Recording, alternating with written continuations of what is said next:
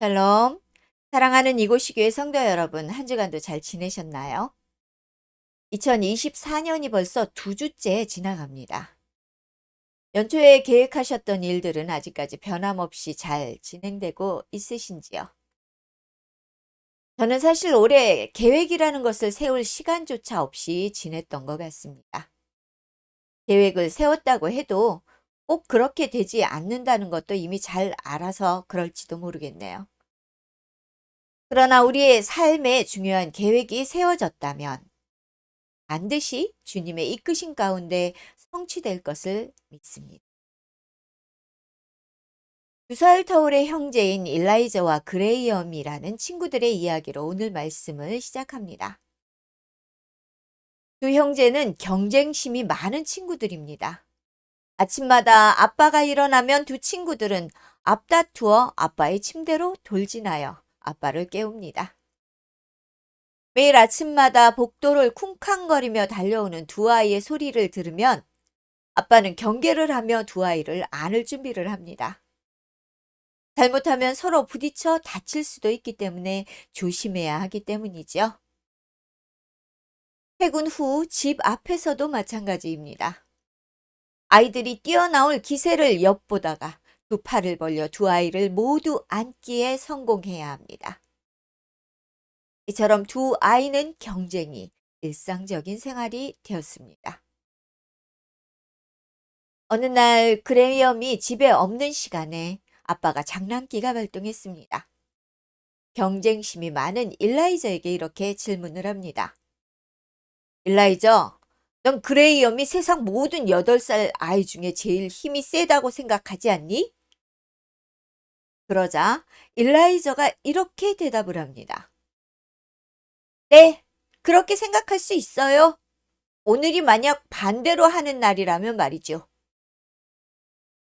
이 반대로 하는 날은 미국의 아이들이 관행적인 게임이라고 할 수 있는데요.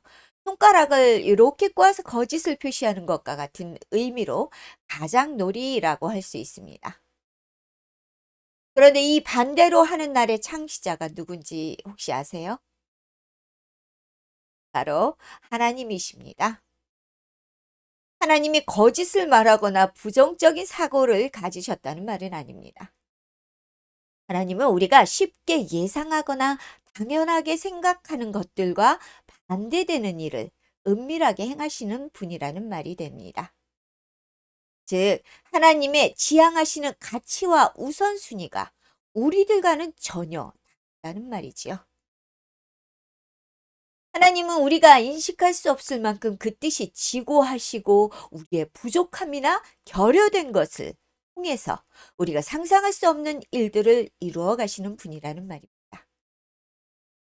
오늘 말씀을 통해서 이 놀랍고 광대하신 하나님의 반어법이 무엇인지를 조금 알 수 있게 될 것입니다. 우리는 우리 자신의 결점과 실패를 맞이할 때마다 난 고작 이 정도야 라며 체념하는 경향이 있습니다.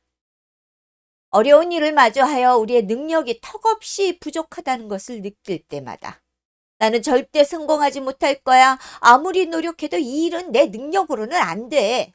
라고 좌절하게 됩니다. 우리가 너무도 나약한 스스로의 모습에 좌절하며 포기하려 할 그때에 하나님께서 우리에게 이렇게 말씀하고 계신 것은 아닐까요? 맞아. 내가 능력이 부족한 건 사실이야. 하지만 너를 위해 내가 선언하노니 오늘은 반대로 하는 날이야. 이제 내가 했던 모든 부정적인 말과 생각들은 반대로 되었어.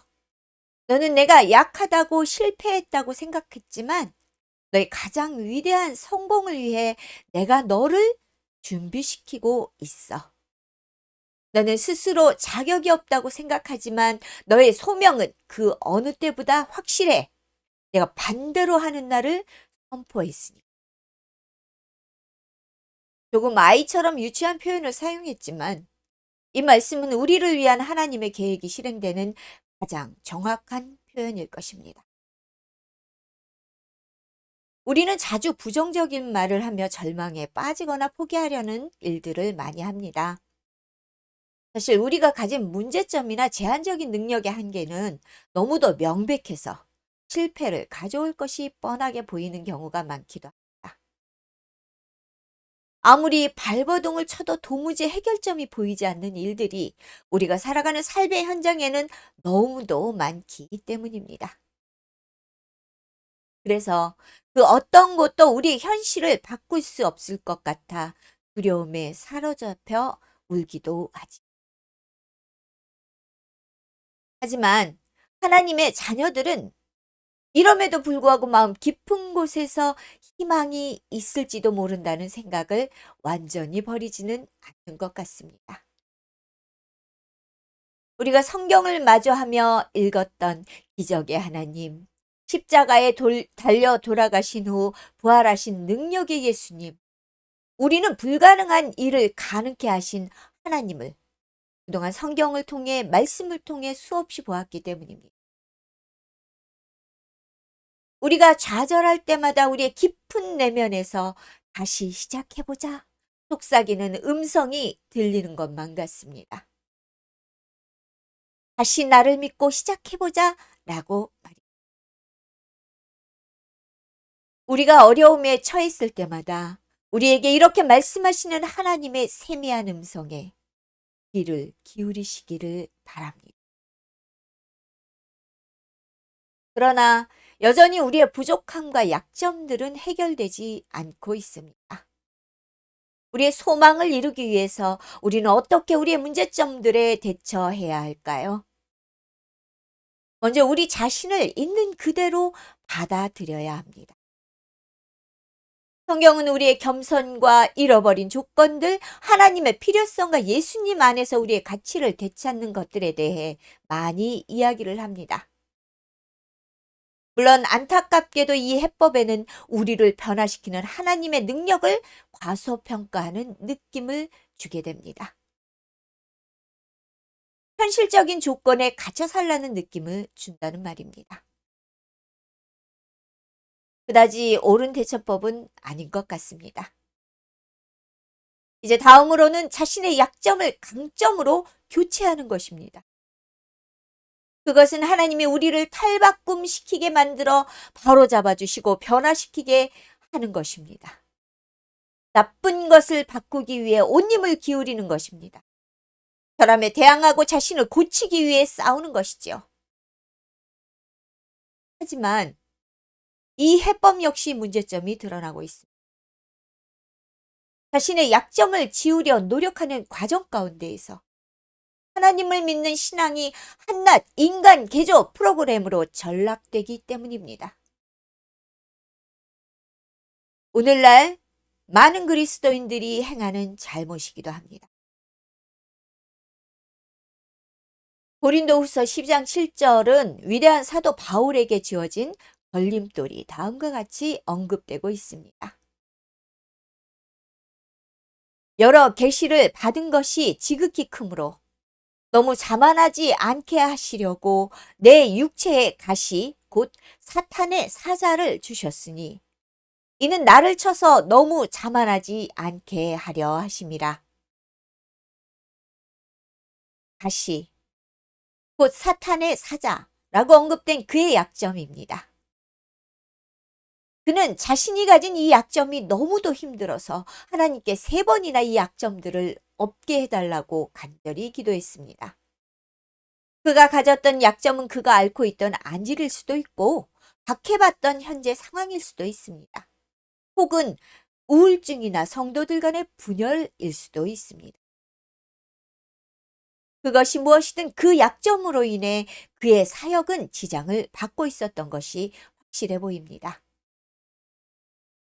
논리적으로 위대한 그의 사역에 지장을 주는 가시는 마땅히 없애주셔야 하는 문제였습니다. 바울은 이 문제를 해결하기 위해 할 수 있는 모든 일을 했을 것입니다. 또 이 문제를 해결하면 하나님의 명령으로 진행되는 바울의 행보에는 큰 도움이 될 것이 분명했습니다. 그러나 그가 하나님 앞에 드린 3번의 눈물의 기도는 아무것도 변화시키지 않았습니다. 하나님께서 바울의 간절한 기도에 매번 응답하신 말씀은 이렇습니다. 나에게 이르시기를 내 은혜가 내게 족하도다. 이는 내 능력이 약한 데서 온전하여 짐이라 하신지라. 바울이 원하는 응답은 그래, 나의 신실한 종아, 내가 바로 고쳐줄게 였을 것입니다. 사실 우리가 하나님 앞에 기도할 때 바라는 것은 하나님께서 전능하신 손을 들어 우리의 문제들을 하루아침에 모두 사라지게 하는 것입니다. 그런데 하나님께서 주신 응답은 우리의 예상을 벗어난 수수께끼 같은 말씀입니다. 내가 약할 그때 내가 온전하게 된다는 말씀은 이해하기 쉽지 않은 말씀이기 때문입니다.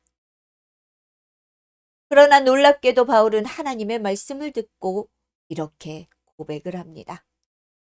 함께 한번 읽었으면 좋겠습니다. 그러므로 내가 그리스도를 위하여 약한 것들과 능욕과 궁핍과 박해와 곤고를 기뻐하노니 이는 내가 약한 그때의 강함이라. 바울의 고백은 약함에도 불구하고 강해진다는 추상적인 표현이 아닙니다. 예전에는 약했지만 지금은 강하다라는 말도 아닙니다. 약점이 다 사라져 내가 강해졌다라는 표현은 더더욱 아닙니다. 그의 고백은 이 나약함 속에서 이 나약함을 통해 내가 나약하기 때문에 강해질 수 있다라는.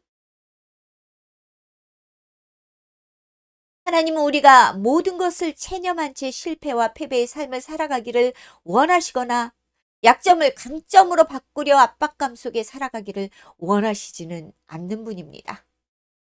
현재 우리가 가진 모습인 약점과 강점, 실패와 성공이라는 말은 사실 그분에게 아무 문제가 되지 못합니다. 오히려 이처럼 우리를 힘겹게 만드는 많은 문제들이 우리의 잠재적인 능력을 실현시킬 수 있는데 중요한 역할을 하게 될 것을 그분은 알고 계십니다. 우리가 가진 약점들은 우리를 무자격자로 만들지 못합니다. 아니, 더 많은 자격을 부여받게 만드는 통로가 됩니다. 왜냐하면 하나님은 그 약점을 통해 하나님의 능력을 우리에게 부어주시는 분이기 때문입니다. 지금 당신이 겪고 있는 문제가 무엇이든 그 모습이 바로 하나님이 지금 그 능력을 당신에게 흘러가게 만드는 통로가 된다고 말씀해주고 계시는 겁니다. 그러므로 당신의 지금의 모습이 이 순간에 가장 적합한 당신의 모습이며 지금과 다른 모습이 되려고 압박감과 중압감에 시달리지 않아도 된다 라고 말씀해 주시고 있는 것입니다. 심지어 지금 당신의 부족한 모습은 하나님이 당신과 함께 일해왔던 모습이었고 앞으로 하나님이 함께 일하고 싶어하는 당신의 모습입니다. 이것이 당신의 출발점이 되어야 하고 그로부터 당신의 발전과 성장이 가능하게 된다는 하나님의 말씀을 바울은 깨닫게 되었던 것입니다. 내가 약한 그때의 강함이라는 고백이 가능했던 이유이죠. 성경에는 약한 가운데 강해진 인물들이 많이 언급됩니다.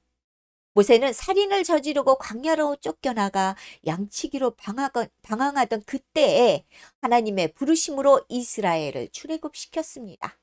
그는 자신의 나약함으로 쓰임받지 못할 거라 낙담할 그때의 부르심을 받아서 가장 위대한 지도자가 될 수 있었습니다.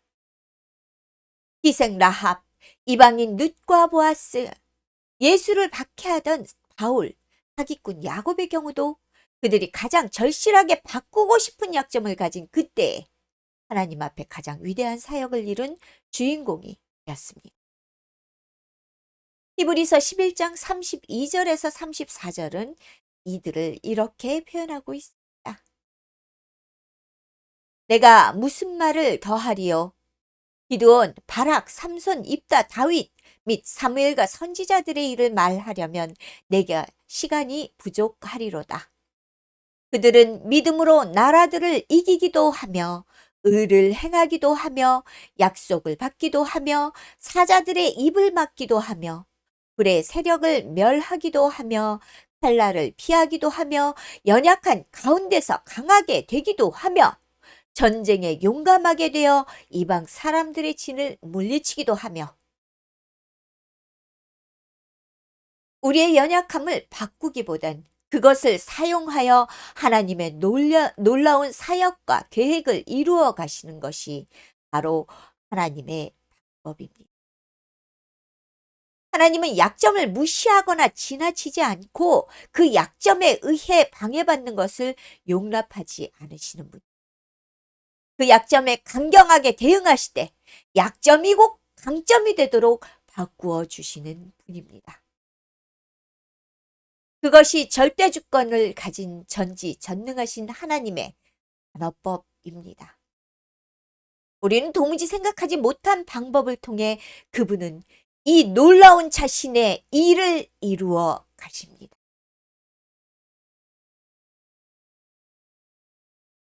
목회를 시작하고 난 후 지난 3년간은 저 역시 자신의 무능함과 나약함 속에서 절망하고 슬퍼하는 시간들을 보냈습니다. 아무리 노력해도 되지 않는 일들이 유독 많이 쌓여갔던 시기였습니다. 주신 사명을 감당하기 위해 할 수 있는 모든 능력을 동원해봤지만 매번 절망적인 한계에 부딪히게 되었습니다.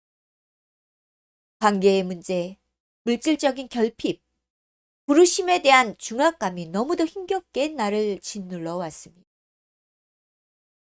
사역의 현장에서도 예외는 없었습니다. 하나님의 주신 사역에 대한 이해가 없는 이들의 공격과 더불어 이단들의 방해까지 끝이 나지 않을 것만 같았던 어려움들이 이어졌습니다. 심지어 엘리야의 심정으로 하나님 제발 저를 데려가 주시면 안 되나요? 라는 기도가 나왔으니 얼마나 힘든 시간을 보냈는지 조금은 이해가 되실 것 같습니다. 그러나 제게는 하나님이 계셨습니다.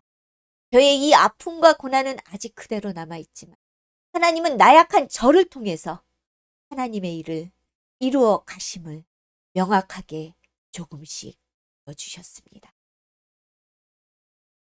생활비조차 없던 제가 오프라인 교회를 개척하게 하셨고 이단들의 극성스러운 방해는 여전해도 다시 이곳이 교회의 리턴 예배를 새롭게 시작할 수 있게 인도하셨습니다.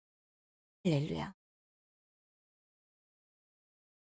지금 이 말씀을 듣고 계신 사랑하는 이곳이 교회 성도와 절망 가운데 몸부림치는 분들이 있다면 하나님은 당신의 가장 낮은 모습을 통해서 자신의 사역을 이루어 가시는 분이라는 것을 전해드리고 싶습니다. 지금 처한 환경이 너무도 어렵고 고통스럽다면 오히려 기뻐하십시오. 하나님은 그 고통을 통해서 당신에게 하나님의 능력을, 그 사랑을, 그 은혜를 부어주실 것을 저는 확신합니다. 당신의 외로움과 슬픔 가운데 당신과 함께 하나님은 하늘의 놀라운 기적을 이루어 갈 것입니다. 지금 당신을 향해 손을 내미신 하나님을 바라보고 그 손을 잡으시기 바랍니다. 당신은 하나님께 가장 소중해서 당신의 약점조차 사랑하시는 그분의